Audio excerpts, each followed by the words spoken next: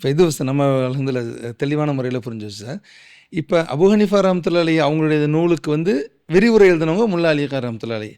அவங்களுடைய அந்த கிதாபுலையுமே ஸல்லல்லாஹு அலைஹி வஸல்லத்தினுடைய பெற்றோர்கள் வந்து முஸ்லீம் அல்ல அப்படின்னு சொல்லி தான் எழுதியிருக்கிறாங்க. அப்போ அவங்களுடைய நிலைப்பாடும் அதனுடைய நிலைப்பாடு தான். அவங்க இந்த நிலைப்பாடில் தான் இருந்தாங்களா? அதாவது இவங்க விரிவுரை எழுதினாங்கல்ல ஃபிக்குல் அக்பருக்கு, ம்.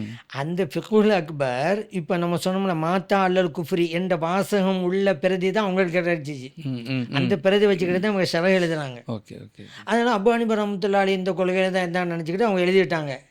ஆனால் பின்பு உண்மையை புரிந்து கொண்டு வாபஸ் வாங்கிட்டாங்கல்ல அந்த கருத்தை. ஓ. ஃபிக்குல் அக்பர் விரிவுரை நூலில் அந்த டைப்பில் தான் போகுது வண்டி. ஆனால் அதுக்கு பிறகு வாபஸ் வாங்கிட்டாங்களே. இவங்க வாபஸ் வாங்கி விட்டார்கள் அப்படிங்கிறதுக்கு என்ன ஆதாரம் தெரியுமா? ஷிஃபா அப்படின்னு ஒரு கிதாபு இமாம் காலி இயால் ரஹ்மத்துல்லாஹி அலைஹி எழுதினது. நல்ல ஃபேமஸானவங்க. அந்த ஷிஃபாங்கிற நூலுக்கு விரிவுரை எழுதினாங்க முல்லா அலி கான் ரஹ்மத்துல்லாஹி அலைஹி. அந்த விரிவுரை நூலில் சொல்கிறாங்க அல் அஸஹு இஸ்லாமுஹுமாங்கிறாங்க.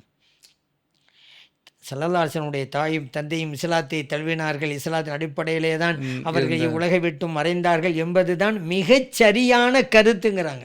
அசஹுங்கிறாங்க.